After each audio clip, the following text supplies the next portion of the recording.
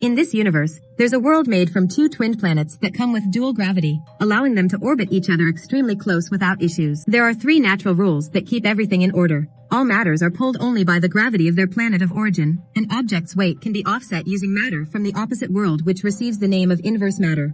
And matter in contact with inverse matter starts burning after a few hours of contact. These two planets are so close to each other that they have become each other's sky views. They also keep the two classes separated. The upper world is rich and sophisticated, full of technological advances for the upper class to enjoy, while the lower world is dark and poor. The upper world exploits the lower world's resources for its own benefit, and they own the only company that has a building connecting both planets, called Transworld. In this company, people from different worlds are allowed to interact for the sake of work, and it comes with its own facility for the rich people to enjoy alternate gravity for the sake of curiosity. Outside this building, people from different planets aren't allowed to interact, and the law will punish them if they do so. It's in an orphanage in the lower world where young Adam lives after he lost his parents to a Transworld factory explosion that destroyed half the city. His only living relative is his great-aunt Becky, who Adam visits on the weekends, getting to enjoy her flying pancakes. The secret behind these pancakes is in a book that Adam will inherit someday. It turns out Becky uses pollen from pink bees, who pollinate flowers from both worlds and live in the Sage Mountain. One day, Becky sends Adam to that mountain to collect pollen, and he gets to climb to the highest point,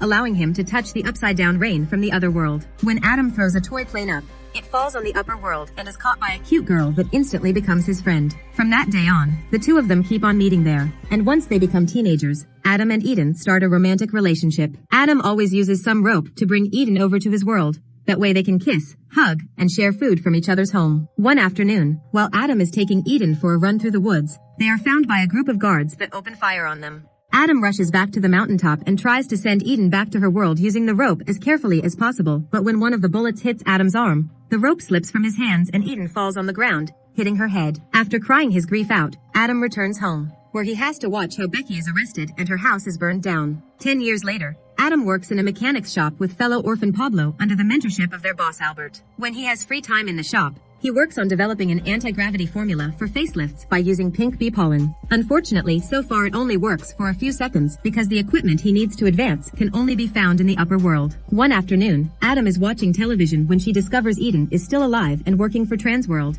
So he decides to get a job there as well to get a chance to meet her. By showing them his experiments with anti-gravity matter, he quickly gets the position. But Adam is also reminded he shouldn't interact with people from the upper world for anything that is not job-related, and that if he steals any of the inverse matter he'll be given for his research, he will get in serious trouble. When Albert learns about this turn of events, he is furious with Adam, considering him a traitor for teaming up with the company that has destroyed their city. After reminding him that Transworld took his entire family, Adam reminds Albert that he isn't a fan of Transworld either, but it's his only chance to have a decent life. Then the two reconcile with a hug. Meanwhile, Eden is going to a support group to help her deal with her amnesia, which she's had since she fell that day on the mountain. On his first day of work, Adam is giving his first batch of inverse matter and access to a refrigerator to keep it safe. He also gets to befriend Bob, an employee from the upper world that invites him to meet him in the smoking room because nobody will see them there. Bob is a collector of stamps and asks Adam to get them some from the lower world. Adam accepts if in return Bob finds a way for him to get in contact with Eden. As days pass,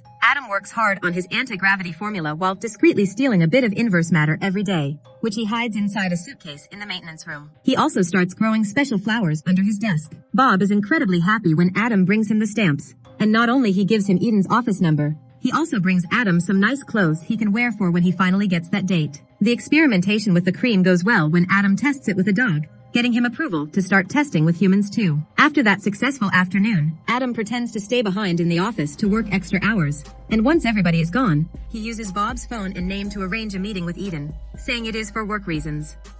Later in the evening, Adam gets Pablo and Albert to help him make a special suit to hide the inverse matter in. That way he can see Eden while pretending to be from the upper world. Pablo wonders what exactly Adam's plan is here because even if Eden takes him back, the law will never let them be together. But Adam dismisses his worries. The next day, Adam changes in the maintenance room, and his body changes gravity as soon as he puts on the inverse matter on his clothes. He has to leave in a hurry because a guard hears him around and comes to investigate, but he manages to take the elevator before he gets caught. Sadly, seeing Eden again isn't as exciting as he hoped because there is a huge problem. She doesn't remember him. After hearing from the secretary that Eden has amnesia, Adam sticks to work-related conversation while occasionally dropping hints about their childhood together to see if it triggers something in her, to no avail. Eventually, the inverse matter in Adam's clothes begins burning him, so he rushes out of the room claiming to need to relieve himself. In the bathroom, he wets the inverse matter to cool it down a bit, and before going back, he decides to pee.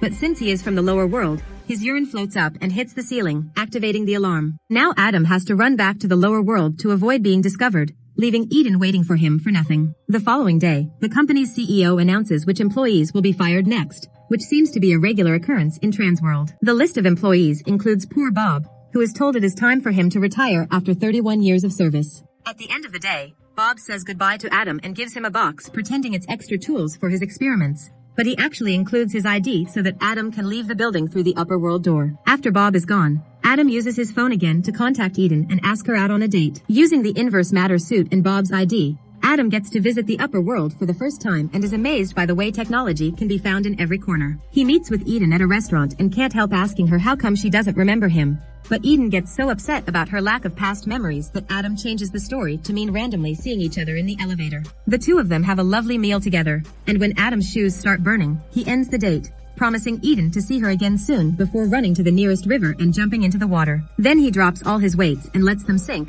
That way he returns to his own world naturally by letting gravity take him back into the opposite river. That night, Eden dreams of blurry mountaintop meetings in Adam's voice. Sometime later, Adam makes a presentation at the company to show how the cream is finally working on human faces as intended. Eden shows up to ask if he's really Bob, and since their bosses are there, Adam can't lie and tells her his real name. Eden leaves in tears thinking he must have been trying to scam her. So Adam drops the presentation in the middle of it and goes looking for her after changing into the new inverse matter suit he's made. Eden's secretary tells him she's left the building and Adam does the same using Bob's ID again. But this time the system is up to date and recognizes the card as terminated, which means guards start chasing Adam too.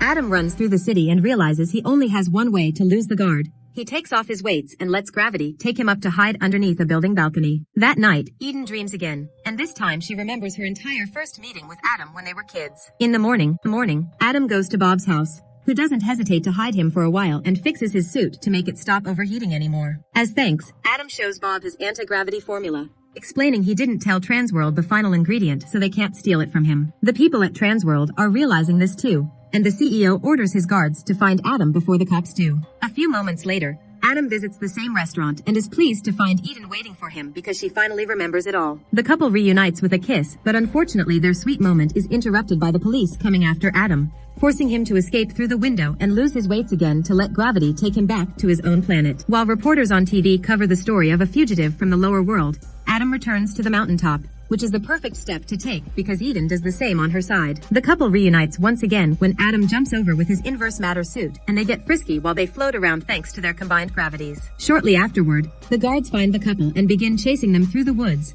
Thus Adam decides to take off the inverse matter weights and grab Eden to take her with him as his planet's gravity does its thing. They end up stuck inside the old abandoned structure of a Zeppelin, and when Adam is accidentally hit by a bullet, he urges Eden to let go of him so she can save herself. Eden ends up being arrested, and Adam miraculously survives by landing on top of a tree. As Adam makes his way back home, he's approached by two agents sent by Transworld that leave him an ultimatum. If he gives them the complete anti-gravity formula and promises not to contact Eden again, then they will drop all the charges. While Adam starts to come to terms with the fact he is lost and he'll be a loser in the lower world forever, Bob continues to experiment with the anti-gravity demo Adam left behind and manages to take it one step further by combining it with water. In the meantime, Eden receives the special flowers Adam had been growing, inspiring her to go to Bob for help. The next day, Adam is working with Albert again when he's suddenly visited by Bob, who has managed to come to the lower planet by using the updated anti-gravity formula on himself, since the body is mostly made out of water. He's also sacrificed his stamps to make some money and bought the patent under Albert's shop's name before Transworld did,